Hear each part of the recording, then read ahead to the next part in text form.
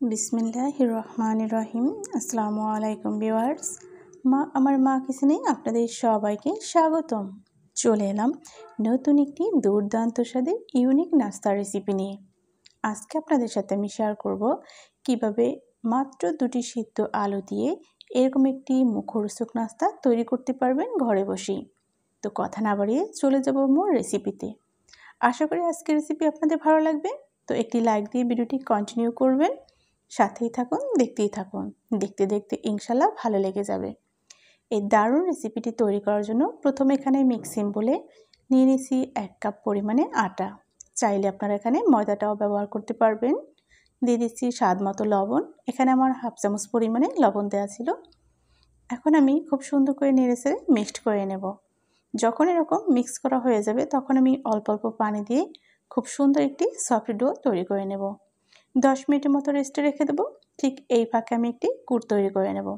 এজন্য চুলায় আমি একটি প্যান বসিয়ে 2 চামচ পরিমাণে রান্নার রেগুলার সয়াবিন তেল দিয়ে এখানে 2টি পেঁয়াজ কুচি দিয়েছি 4 থেকে 5টি কাঁচা জাল কুচি। যখন নেড়ে একটু ভাজা হয়েছে ওই মুহূর্তে আমি 1/2 চামচ পরিমাণে লাল মরিচের গুঁড়া, 1/2 চামচ পরিমাণে হলুদের গুঁড়া, সামান্য লবণ দিয়ে একটুখানি পানি দিয়ে আমি ভালো করে নেড়ে কষিয়ে নিচ্ছি। ভিউয়ার্স, দেখতেই পাচ্ছেন যখন এরকম পেঁয়াজটা একটু কষানো হয়ে যাবে ঠিক ওই মুহূর্তে দিয়ে দিচ্ছি 2টি সিদ্ধ ম্যাশ করা আলু। আমি আলু দুটোকে আগেই সিদ্ধ করে রেখেছিলাম এবং ম্যাশ করে রেখেছি। তো এটাকে আমি একটু নেড়েচেড়ে খুব সুন্দর করে কুট তৈরি করে নেব। দারুণ টেস্টি করার জন্য এখানে দিয়ে দিয়েছি কিছুটা ধনিয়া পাতা কুচি। আবারও নেড়েচেড়ে মিক্সড করে নেব। তো এভাবে কিন্তু একটি কুট তৈরি হয়ে যাবে, যেটা দিয়ে আমি এই দারুণ নাস্তাটি তৈরি করে নেব। কুটটা কিন্তু তৈরি করা হয়ে গিয়েছে। চুলাটা বন্ধ করে কুটটা আমি নামিয়ে নিয়েছি। দেখতেই পাচ্ছেন কুটটা কিন্তু একদমই রেডি। এখানে আমি দিয়ে দিচ্ছি 2 চামচ পরিমাণে আটা। এখন আমি এখানে দিয়ে দিচ্ছি সামান্য পরিমাণে একটু পানি। ভালো করে নেড়েচেড়ে একটু মিক্সড করে নেব। যখন আমি নাস্তাটা তৈরি করব এর মুখ খুব সুন্দর করে সিল করার জন্য এটা আমি ব্যবহার করব। ঢাকনা দিয়ে কিন্তু ডোটাকে আমি খুব সুন্দর করে ঢেকে রেখেছিলাম ওটা তুলে কিন্তু খুব সুন্দর করে বটু বানিয়ে নিয়েছি। আমি এখান থেকে খুব সুন্দর করে লেজি করে বড় আকারে একটা রুটি তৈরি করে নেব। দেখতে পাচ্ছেন রুটিটা কিন্তু একদমই রেগুলার রুটির থেকে একটু পাতলা। আমি যে কুটটা তৈরি করেছিলাম আলুর ঠিক ওই কুটটা আমি দিয়ে দিচ্ছি। এভাবে লম্বালম্বি করে আমি আলুর কুটটা দিয়ে দেব। আশা করি আপনারা দেখে বুঝতে পারছেন। তো ভিউয়ার্স, আমার রেসিপিটি কেমন লাগলো আপনারা কিন্তু কমেন্টের মাধ্যমে আমাকে জানিয়ে দেবেন।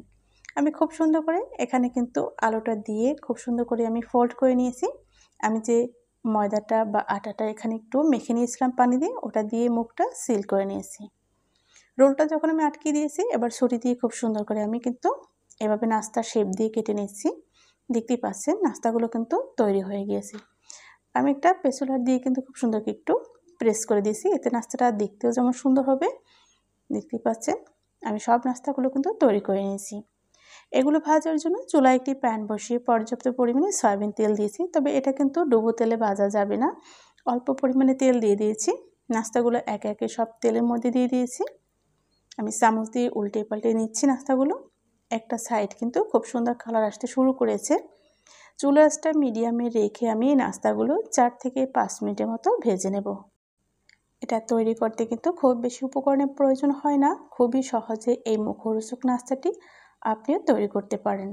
দেখবেন বাসার সবাই পছন্দ করবে। যে কোনো মুহূর্তে চায়ের আড্ডায় কিন্তু জমিয়ে খেতে পারবেন। চুলা আঁচটা মিডিয়ামে রেখে কিন্তু আমি খুব সুন্দর করে এটাকে ভেজে নিচ্ছি। দেখতে পাচ্ছেন আমি কিন্তু উল্টে পাল্টে ভেজে নিচ্ছি। ভিউয়ার্স, আশা করি আপনাদের ভালো লাগবে। তো আমার এই রেসিপিগুলো সবার মাঝে বেশি বেশি করে শেয়ার করে দিবেন। যখন এরকম দারুণ একটা কালার চলে এসেছে ওই মুহূর্তে তেল ঝরিয়ে আমি নাস্তাগুলো তুলে নিচ্ছি। সম্পূর্ণ নাস্তাগুলো তেল থেকে উঠিয়ে আমি আপনাদেরকে সার্ভ করে দেখিয়ে দিচ্ছি। তো ফাইনালি আপনাদেরকে দেখিয়ে দিলাম নাস্তাগুলো কতটা সুন্দর হয়েছে। আশা করি আপনাদের ভালো লাগবে। আজ তবে এখানে বিদায় নিচ্ছি। দেখা হবে আগামীতে নতুন কোনো রেসিপির সাথে। সে পর্যন্ত সবাই ভালো থাকবেন, সুস্থ থাকবেন। আল্লাহ হাফেজ। আসসালামু আলাইকুম ওয়া রাহমাতুল্লাহি ওয়া বারাকাতুহু।